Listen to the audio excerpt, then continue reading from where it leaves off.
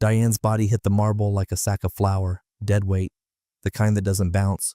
One moment she was mid-monologue about someone's shoes being distractingly pedestrian, and the next, her eyes rolled back, limbs seizing, mouth foaming, forks clattered, champagne flutes shattered against tile. People screamed. I didn't. I leaned back in my chair, watching Serena clutch her pearls with Academy Award-worthy panic. "Mom? Mom!" she shrieked, kneeling beside her mother, trying to keep her voice from cracking. Her dress, cream silk, plunging neckline, just revealing enough to whisper trophy wife but with restraint, billowed dramatically as she hovered over Diane. Not once did she look at me. I kept my smile polite, tight, the kind you give at funerals you secretly don't mind attending. A guest behind me murmured, "Is she choking?" Another whispered, "Should we call someone?" But most just stood frozen, faces caught between horror and the reflex to pretend everything's fine in case this was some kind of expensive performance art. The party was in full swing just 15 minutes ago, celebrating my patent sale to a major conglomerate, $19.7 million. Not the kind of money that changes your life, the kind that ends the old one permanently. I'd planned a toast, had the words written out and everything. But when I saw Serena's manicured hand hover just a little too long over my champagne, her back turned slightly, her other hand cupping something clear, I paused. Her fingers moved with the confidence of someone who's done this before. Maybe not poison, but deception? Serena could forge empathy like a painter forged a Van Gogh, with just enough detail to fool anyone who wasn't really looking. She returned to her seat like nothing happened, lifted her own glass. And that's when I switched them. I waited. 10 minutes maybe. Then Diane started twitching, not subtle, violent, spectacular. Exactly the way karma should arrive. Loud and embarrassing. Now she was twitching in front of 70 people, including a few influential journalists Serena made sure to invite to build your new public image, as she put it. I stayed seated while the chaos unfolded, took a small sip from my untouched glass of wine, not champagne. Serena should have remembered that I never drink it, but she wasn't trying to kill me the way I actually exist. She was trying to kill the man she thought I was. The fool, the loyal wallet, the distracted, nerdy genius too busy coding his way into tech wealth to notice the dead-eyed glances she kept giving her reflection when she thought I wasn't looking. And here's the part no one ever talks about when they tell you to move on after betrayal. Revenge isn't about anger. It's about silence. It's about letting your enemies walk into the trap they built, thinking they're clever, and watching them drown in their own cleverness. I waited for the paramedics to arrive, taking slow, deliberate sips from my wine like I was judging the vintage. A man leaned in, asked if I was all right. I nodded. "Just overwhelmed," I said. "Big night." He patted my shoulder, then rushed off to help. But I didn't need help. I needed answers. And I already knew where to start. By the way, if you're listening to this and still not subscribed, now's the time. More than 90% of people don't follow, and it genuinely helps us keep the stories coming. It keeps our small team fueled through these wild tales. Tap it. You'll want to see how this ends. Back to Serena. She hovered over her mother like a dutiful daughter, her face frozen in a perfect collage of horror and innocence. But her eyes kept darting left, right, left, calculating, not grief. Risk assessment. She hadn't looked at me once. If she had, maybe she'd have noticed the look I gave her wasn't panic. It was amusement. You don't fake that kind of betrayal. You don't guess someone's trying to kill you. You feel it in your bones, in your gut. In the way they stop laughing at your jokes, in the way they rehearse their affection with robotic precision. She'd been planning something. I knew it before tonight. But now I had a timestamp. Serena was about to find out what it feels like when the person you're trying to bury already knows where the shovel is hidden. Let them all run around and scream. I'd already made my move. The sirens didn't wail. They rolled in quiet. Just 2 unmarked cars and a squad sedan with its lights off.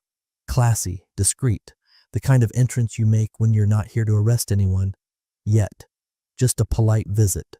One detective was short, square-jawed, with a clipped gray mustache and a tie 2 inches too short. The other, younger, taller, had a notebook already open and pen twitching. They didn't knock. One of the catering staff let them in. I greeted them at the door with a practiced half smile and offered coffee. The younger one declined. The older one took it black and didn't drink a sip. Mr. Kelman, the older detective began, glancing at his notes like he was pretending not to know exactly who I was. We understand there was an incident during your celebration? I nodded. A little dramatic, yeah. And your mother-in-law, Diane, she was the one taken to the hospital? That's right. He gave me a long look, measured, not suspicious, just observant, the way a man watches a ticking clock. Mind if we ask a few questions? Be my guest. They started with standard fare. Did Diane have any allergies, medical conditions? Was she under any stress? I played dumb, which, for a man with 19 million in his name and a mile-long patent history, takes effort, but I'd had practice, a lifetime of it. Then came Serena. She appeared at the top of the staircase like a ghost in heels. Same cream dress, now wrinkled and stained at the waist, where she'd knelt by her convulsing mother. She had red-rimmed eyes and a tissue crumpled in her palm for dramatic effect. The younger detective asked, "Ma'am, were you seated near your mother before she collapsed?" She nodded too quickly.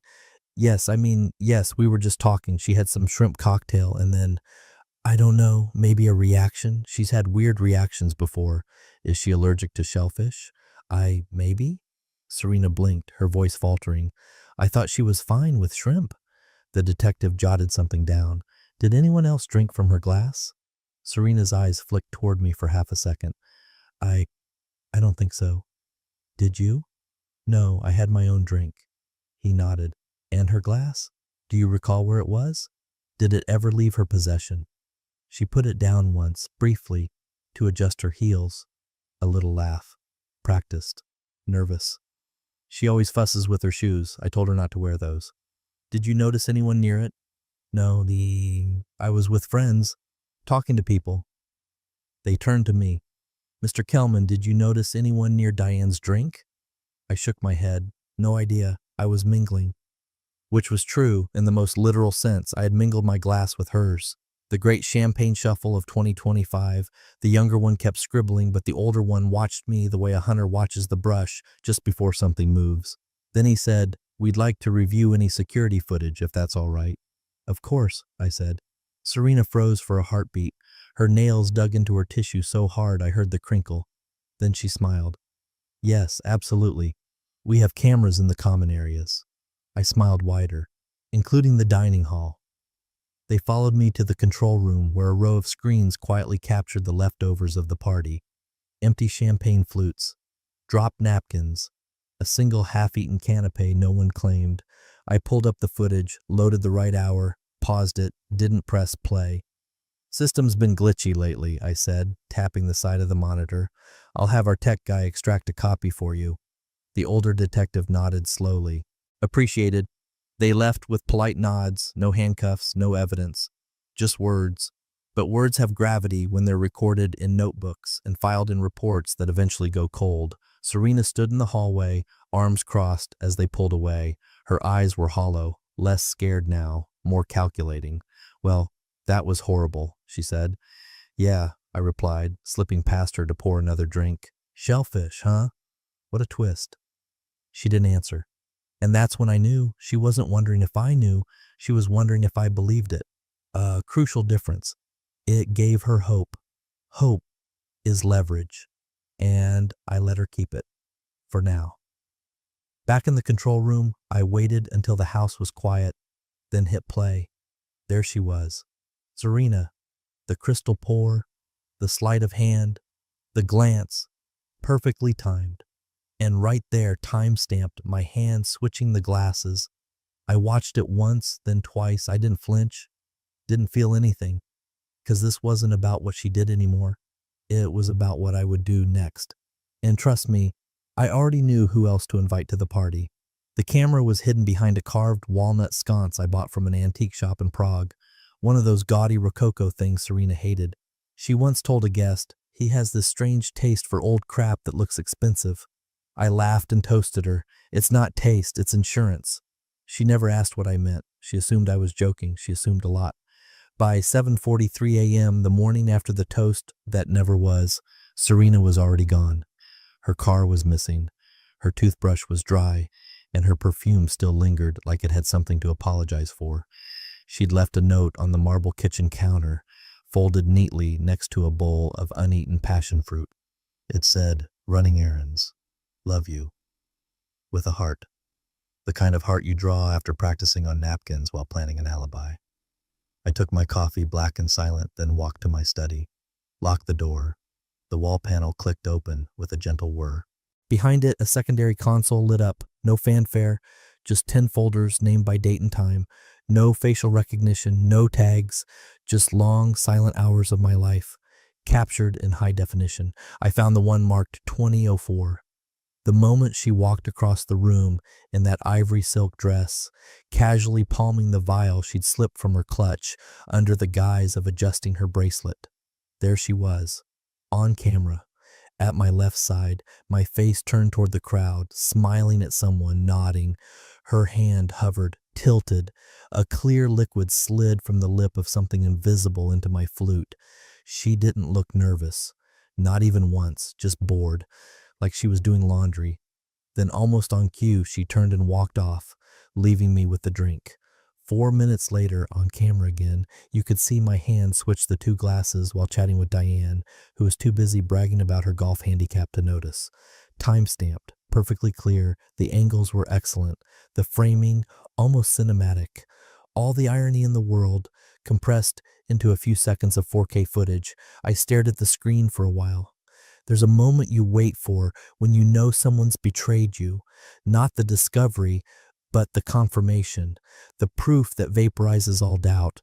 It doesn't make you feel righteous or victorious. It makes you feel nothing, and nothing is a dangerous thing to feel.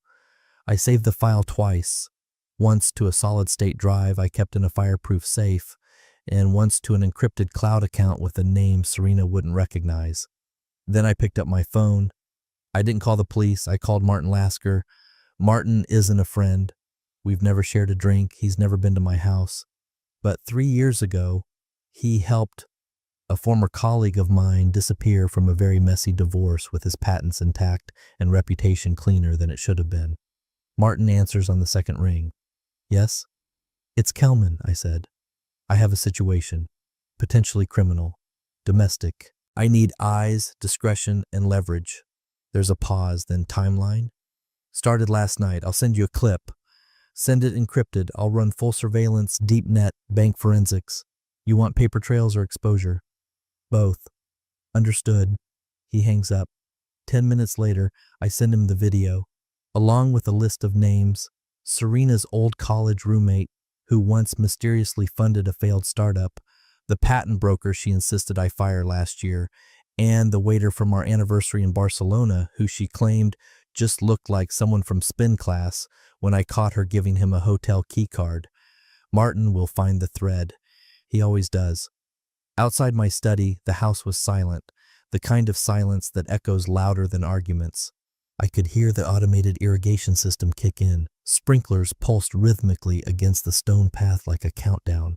My phone buzzed once, a message from Martin. Underway. I sat back, turned off the main monitor, and closed the panel. Serena thought the game started last night.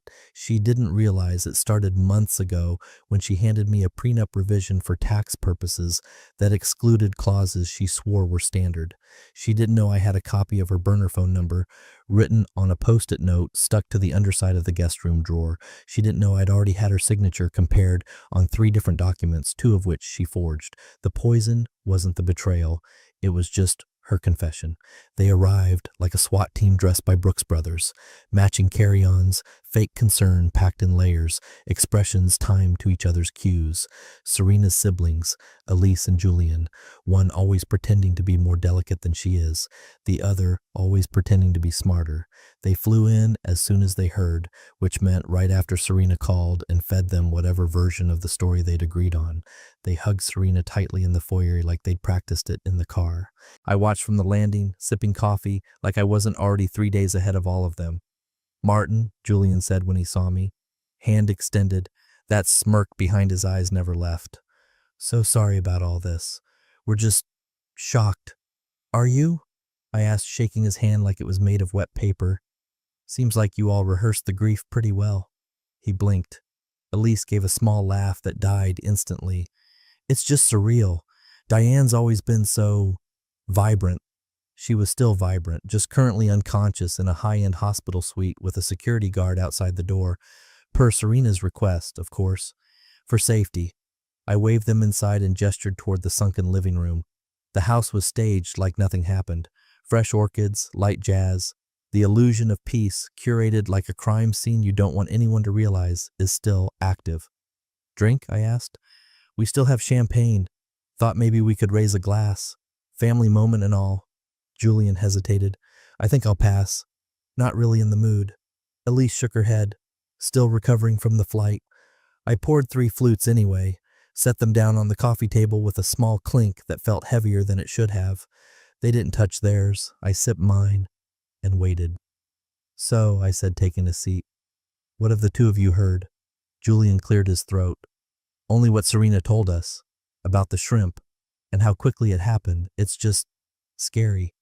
The doctor said she's stable, right? I nodded. Unresponsive, but stable. Probably just nerves, right? Elise squirmed slightly. Yeah, Serena's been worried sick. She hasn't slept. She went shopping this morning, I said, smiling. Errands. Brave of her. Julian frowned. Well, you know Serena. Always trying to stay strong, especially now with everything going on, and almost being free. He said it like it slipped. Elise shot him a look so sharp it could have drawn blood. What do you mean? I asked gently. Julian blinked. Just free from stress, you know. You've had a busy year with the patent stuff, the lawyers. I leaned back, let silence do the heavy lifting. Serena's favorite tactic turned against them. Then Elise spoke. We just want what's best for everyone. I mean, it's all so complicated, and you know how Mom always, well, she's always been dramatic. I nodded slowly. Yes, she certainly dramatized the seizures well, but I'm sure that was involuntary. They didn't laugh. I noticed Julian glance at the untouched champagne, then at his sister. Elise cleared her throat. Actually, Martin, we were wondering, have the doctors said anything about what kind of inheritance Mom might receive from your estate if, well, in case something had happened? It took effort to keep my eyebrows still. I'm not dead, I said. No, of course not, Elise rushed. It's just, you're married and we didn't know how it all worked legally with the business and all that. Julian added, it's just, we want to make sure everything's in order for Serena and Mom. It's been such a hard time. I leaned forward, resting my elbows on my knees, staring directly at them. Do you often discuss the structure of my estate, or is this a new family hobby? They both froze. Elise opened her mouth, then closed it again. Julian cleared his throat and adjusted his collar like it was choking him. The champagne fizzed softly in the silence. I stood, picked up one of the untouched flutes, and held it up to the light. The bubbles rose, graceful and precise. It was the same brand from the night at the party. I'm curious, I said. What did Serena tell you exactly? About me, about my plans, about the future she's so close to finally being free from. Neither answered, so I offered them the glass. Neither accepted. Suit yourselves, I said, finishing the flute in one slow sip. Tastes fine to me. When I left the room, I didn't say goodbye. I didn't need to. The silence that followed me out was louder than any accusation. They knew, and now I knew they knew. It wasn't just Serena anymore. This was family business, and they'd just stepped onto a chessboard with someone who had already removed their queen. The call came at 2:16 a.m. I was awake. Sleep hadn't been a companion lately, more like a rude neighbor stomping around upstairs, always out of reach. I let it ring twice before answering. That was enough time to assume something had been found. Kelman, said Martin. We got it. I didn't ask what, I just waited. There's an account, he said. Barbados, First Carib, set up 3 weeks ago under the name Serena H. Cadwell, maiden name. Beneficiary listed as a shell corp registered in Luxembourg. Guess who seeded it? Who? Evernorth Holdings. I rubbed my temples. Evernorth was the parent company of the firm that bought my patent. $500,000 wired in 2 tranches, one labeled consultation advance, the other marked licensing retainer.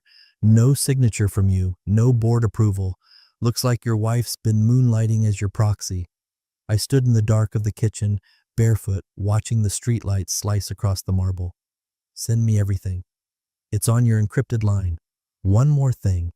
The wire request was facilitated by a legal contact. Name ring a bell? Alec Turnbull. My lawyer. I hung up without saying goodbye. 10 minutes later, I was dressed. 20 later, I was in Turnbull's downtown office, unannounced and uninvited. Security tried to stall me at the elevator. I didn't stop. By the time his assistant said, "He's not available," I was already opening the door. He looked up from his desk like he hadn't just sold me out. "Martin," he said, calm. "Bit late for—" "Save it," I snapped, dropping a printed transaction summary on his desk. "Barbados account, 500K. Serena, you facilitated this?" He scanned the page, didn't even flinch. "She approached me with a co-ownership claim," he said. "Said you were preparing to separate assets. Claimed you verbally agreed to let her act as interim negotiator for licensing while finalizing dissolution."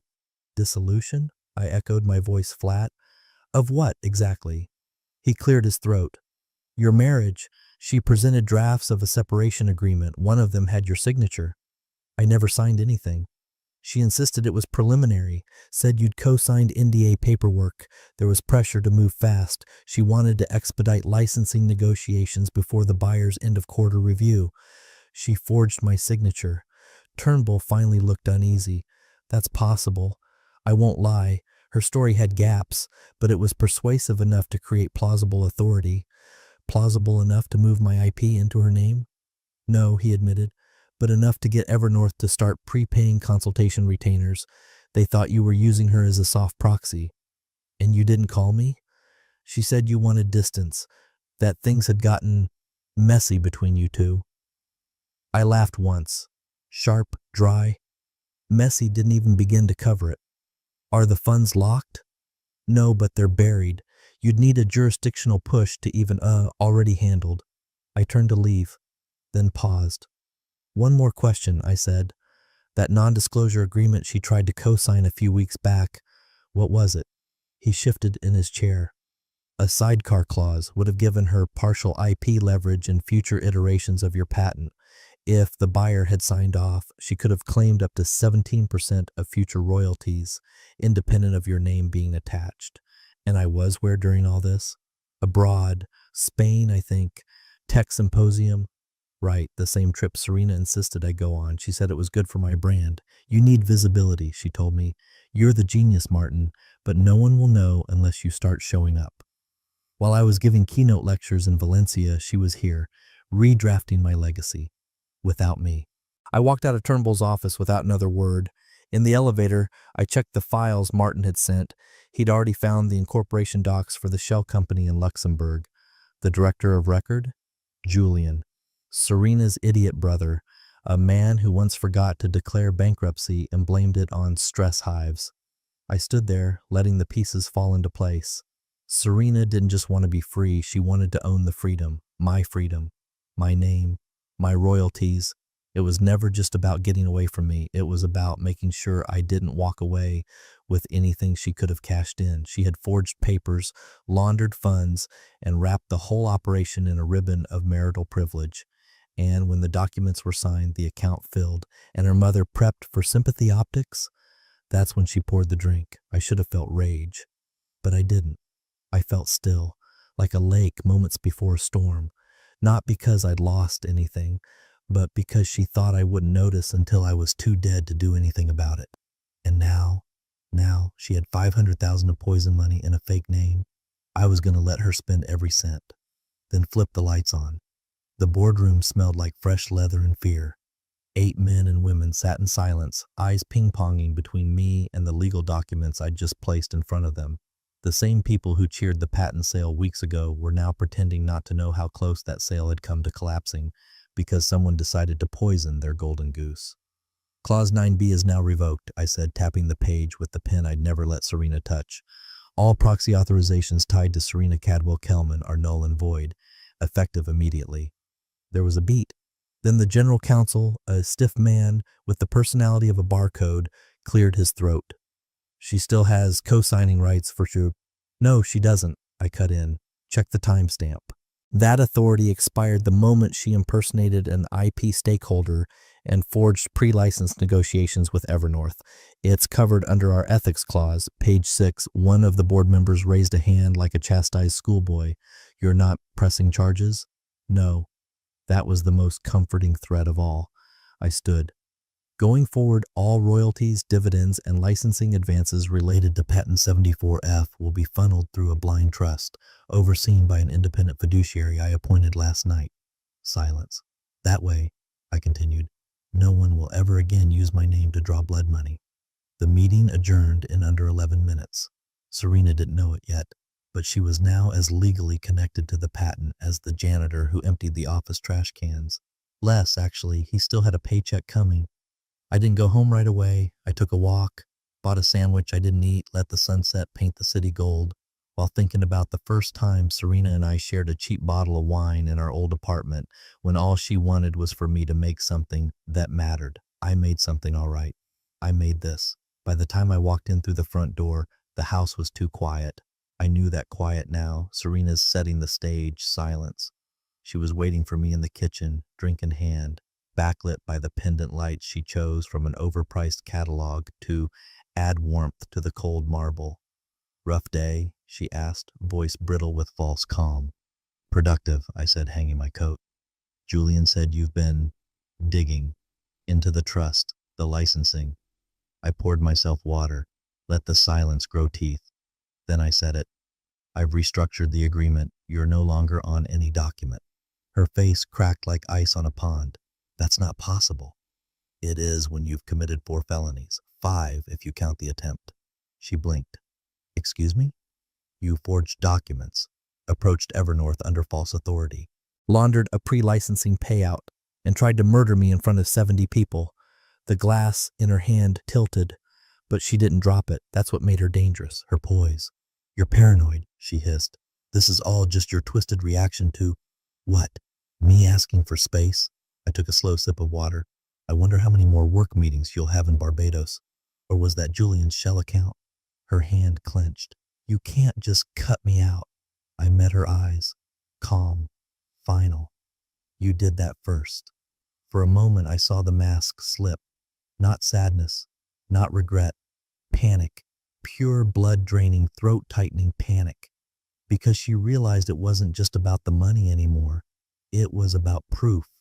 About the security footage, the offshore account, the notarized removal of her access, the trust she could never reach, not even if she wept on national TV and dragged my unconscious body onto a talk show couch. She set the game in motion, thinking she was playing against a man too naive to read contracts. She forgot I wrote them. And now, she had a nameplate, a marriage license, a ring, but not a single legal handhold on the fortune she tried to kill me for. She stormed out. I didn't follow, just stood there, watching the untouched champagne bottle she'd left on the counter. She thought the toast would be the start of her new life. Instead, it marked the end of her leverage, and the beginning of mine. The hospital room buzzed with the low-frequency hum of monitors and the intermittent beep of a heart rhythm stubbornly holding its pace. Sterile, beige, expensive. The kind of private suite reserved for people with premium insurance and public image concerns. Diane lay motionless beneath a pale gray blanket, her wrists still bruised from the IV straps, the oxygen mask fogged faintly with every shallow breath. Her platinum hair, usually a helmet of sprayed perfection, now wilted like a mask melted by heat. I sat by the window, in the chair no one else had claimed. Not Serena. Not Julian, not Elise. They had all been too overwhelmed to visit her that morning. Funny how no one wanted to be alone in a room with the woman who swallowed a glass meant for someone else. Her eyelids fluttered just after noon. One eye opened first, then the other. Slow, sticky. I stood, walked to her bedside, and pressed the nurse call button. Diane blinked up at me. It took her a few seconds to place where she was, or who I was. Her lips cracked open, and her voice came out sandpaper dry. Martin? I nodded. You're in St. Jude's. You had an episode. She swallowed hard. Her hand twitched. Serena? She croaked. Fine, I said. Out running errands. A pause, then a wince as she shifted against the pillow. My tongue, she muttered. Bitter, like aspirin soaked in bleach. It burned. I nodded slowly. She said it was shellfish. I added. Allergy reaction. You remember eating shrimp? No. She coughed. No, I didn't. I had champagne. She turned her head slightly, looked around the room like the truth might be written on the ceiling tiles. Thought I was just nervous. My hands shook. Another breath, then she said it. Did Serena mean it for me? The room froze, and for a moment Diane wasn't the overbearing matriarch anymore. She was just an old woman in a too-thin gown, wondering if her daughter had tried to kill her. I leaned forward. I wonder. Her pupils dilated. You think she wouldn't, but she wasn't saying it to convince me. She was saying it to convince herself. She's always had a dramatic streak, but to poison, she didn't finish. Didn't have to. I sat back watching the pulse monitor jump, steady but nervous, like it could sense the shift in her blood, something breaking down that wasn't chemical. For the first time, I saw it, fear, not of dying, of being disposable. She was so calm, Diane whispered. When I started shaking, she didn't panic, not like Serena. I raised an eyebrow. Serena didn't panic? Diane stared at the ceiling. She looked like she was waiting for something. Then she went quiet. I didn't push. Let her stew in that silence. Let her build the shape of her own betrayal from the scraps her daughter left behind. She'll come, she said eventually, her voice cracking. I nodded. Maybe. I stood, smoothed the blanket across her legs. You should rest, I said. I walked to the door, paused. Diane, I said without turning. If Serena does show up, don't drink anything. And then I left. In the hallway, the nurse glanced at me as I passed. How is she? She asked, polite. She's awake, I said. Might want to keep an eye on her visitors. She nodded. I kept walking. Because now, even Diane, the woman who once told me Serena was born sharp like a diamond in a drawer full of glass, was starting to wonder whose name was really on the bottle. And once doubt creeps in, it doesn't leave, it spreads. The invitation went out at noon. Handwritten cards delivered by courier. I kept it simple. Dinner. Just us. No lawyers. No drama. Let's move forward. Serena replied within the hour with a looking forward to it. Elise sent a thumbs up emoji. Julian texted, what's the catch? I didn't reply. The restaurant was my pick. Old money kind of place. Brick walls, deep booths, wait staff who moved like ghosts in tuxedos. The kind of dining room where conversations die. Quiet deaths and scandals ferment over imported red. They arrived together. Elise wore white. Julian wore desperation masked as smugness. Serena looked perfect. Tailored navy dress, pearl earrings, that same soft smiling mask she'd worn the night she tried to kill me, like nothing had happened, like it was just another dinner. We sat at a round table in the back, where sound barely bounced. I waved off the sommelier and ordered for the table. Chateau Margaux 2010. She used to say it tasted like guilt done right. Once glasses were poured and the small talk finished its weak little death, I raised my glass. To new beginnings, I said. They clinked their glasses together. Serena hesitated a half second too long, then drank. I didn't. The waiter brought appetizers, tuna tartare and charred octopus, and I let the conversation drift. Elise complained about hospital parking. Julian made a joke about how everyone's poisoning themselves these days with soy. Serena smiled thinly and kept her hands folded. I waited until the entrees arrived. Steak, medium rare. I sliced into mine, took a bite, then placed a sealed envelope onto the white tablecloth. Thick, stamped. None of them reached for it. Go ahead, I said, chewing. You'll want to see this? Serena stared at it like it might hiss. Julian was the first to move. Tore the seal like a man opening his own indictment. Out came several pages. Glossy stills from the footage. Her hand over the glass. The pour, the swap. Julian paled. Elise muttered something under her breath.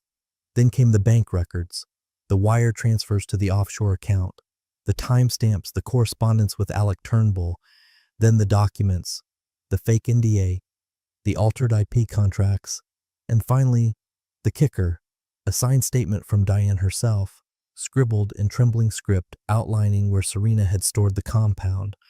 A small silver bottle in her second makeup drawer marked as eye serum. I only saw her with it once. She said it was for insomnia. Serena didn't blink, not once, but her knuckles were white around her wine glass. "Julian?" I asked calmly. He was already standing. "Jesus Christ, Serena." "I didn't," she started, voice too soft to convince anyone. "Save it," he snapped. "You used my name, my company. If this gets out—" "It won't," she said quickly, eyes flicking to me. "Right, Martin? You said this was about closure." I nodded, still chewing. Swallow. "It is." "You said no lawyers," she added. "I meant yours." Elise stood too, not looking at Serena, just shaking her head. "We didn't sign up for this. We thought it was just an escape plan, not murder," I offered. "How quaint." Serena's voice turned sharp. "This is entrapment." "No," I said, dabbing my mouth with the napkin. "This is documentation." She reached for the folder like she could somehow stuff it back in the envelope, make it unhappen. I let her. She finally looked at me, eyes wide, mouth trembling like she was about to play the victim card again. "What do you want, Martin? You want to ruin me? Go to the police?" I stared at her for a long moment. "I haven't decided yet." That landed like a thunderclap in a padded room. The waiter arrived. Awkward. "Dessert menu?" I waved him off. Julian was already halfway to the exit. Elise followed. Serena stayed seated, gripping the envelope like it might anchor her to reality. I took another bite of steak. "You thought you were playing chess," I said without looking up. "But you never learned the board." She tried one last lie. "I panicked. I never meant to hurt anyone." I smiled. "You aimed, you poured, you watched." Then I stood. "Dinner's on me." And I left her there, alone, surrounded by evidence and the echo of every choice she thought would never catch up to her. She was gone by morning. I knew it before I even opened the bedroom door. There was a hollow feeling in the house, like the air had finally exhaled. The closet hung lighter. Her perfume didn't haunt the hallway anymore. The drawers were left open. Too many things missing to be casual. The way you leave when you're not coming back, or when you don't intend to be found. Her passport was missing from the lockbox we both pretended not to know the combination to. A quick scan of the bank apps on my burner phone told me what I needed. 2 small withdrawals from the offshore account overnight. Not enough to drain it, but enough to grease her exit. At 7:32 a.m., Julian called. "She's not answering," he said without preamble. His voice was tight, shaking. "Her phone's off. Elise says she didn't go home last night. What the hell happened at dinner?" "She got dessert," I replied, sipping my coffee. Then the bill. "This is serious, Martin. She took her passport. Elise says she cleared out her emergency stash, cash, jewelry, all of it. Sounds like she's traveling light." "You're not going to the cops, right? You said this was closure, not punishment." "I haven't filed anything," I said flatly. "Yet." He went silent. At 8:10 a.m., 2 detectives from the local precinct showed up. Again, different ones this time. Not polite. "Mr. Kelman," the younger one said, "Interpol just pinged your wife's identity at an airport in Lisbon. She boarded a private charter, destination unknown. Are you aware of her travel plans?"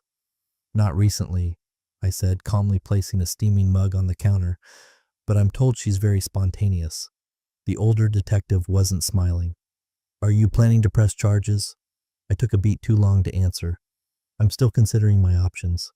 That's when things started leaking, not from me, not directly, but someone, maybe a disgruntled staffer, maybe Elise's loose lips, tipped off a reporter at one of the tech industry blogs. The headline broke before noon.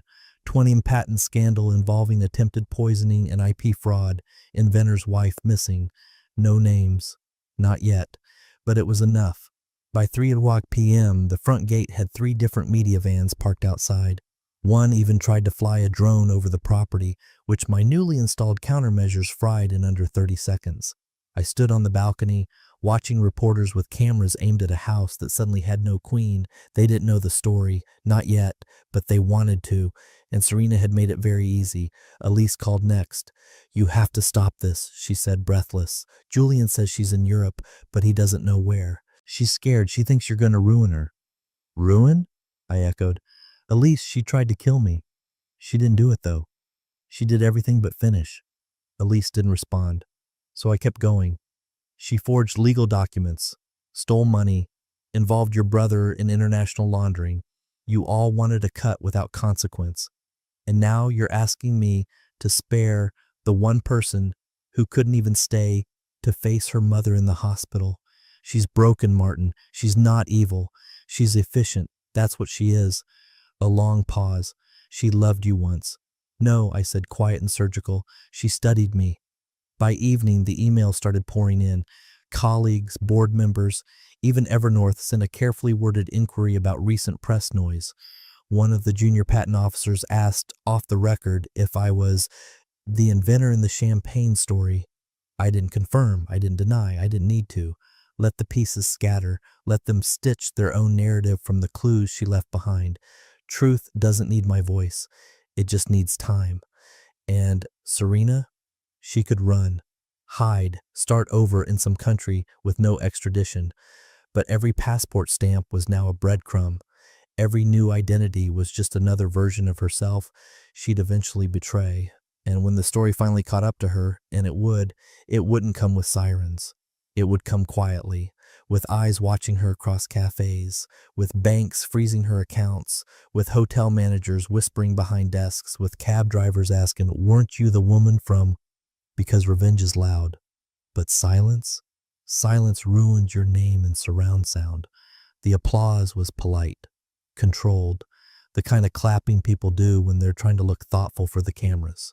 Front row packed with tech execs in tailored blazers, journalists pretending to be unimpressed, and half a dozen venture capitalists with expressions like unpaid interns at a funeral. Behind them, the usual sea of lanyards and screen-lit faces. They didn't know what was coming. The keynote at the Crosslink Innovation Forum was supposed to be about post-patent responsibility, boring stuff, ethics, transparency, investor-safe phrases. Instead, I stepped on stage and told a story, not hers, mine. I spoke about the corrosive greed that follows innovation like a shadow, about how protecting ideas isn't enough, because an idea doesn't poison your drink. A person does. Slides flicked behind me. Graphs, statistics, legal data on IP theft, ethics violations, boardroom fraud, no names, not yet. And then came the logo, a single image on a black screen, a champagne flute mid-shatter, frozen in time, glass flying, beautiful, violent. At the bottom, in stark serif letters, the Serena Foundation for Patent Integrity. The crowd shifted. A few people clapped before they processed the name. Then it got very, very quiet. I let the silence bloom. This foundation, I said, voice steady, is dedicated to every creator who's ever had their work diluted, stolen, manipulated, or compromised by someone they trusted. I could feel their eyes narrowing, connecting dots. We won't be lobbying. We won't be making friends. We'll be making noise. We'll offer legal support, media protection, asset tracing. We'll name names. And when those names try to reinvent themselves, we'll be there too. In every interview, every deal negotiation, every grant application. The logo stayed on screen. Someone gasped. A reporter in the second row raised her hand. Is it her? I smiled. I used to believe in protecting ideas, I said. Now I believe in protecting the people behind them. The reporter opened her mouth again, but I'd already stepped away from the mic. I walked off stage, past the handshakes, past the murmurs, past the rising flood of questions from people who'd spent months pretending they didn't know what had happened. No press release had ever been issued, no public statement. But now Serena's name was immortalized, just not the way she wanted. Her legacy wasn't golden. It was cautionary. She didn't die, she vanished, which in today's world is worse. Because the truth doesn't bury you anymore. It brands you. And every time someone sees that shattered flute, every time a young inventor reads the foundation's name in a grant application or ethics form or lawsuit filing, they'll remember, not her story, my silence. She tried to erase me, so I made sure her name would live forever, etched in broken glass.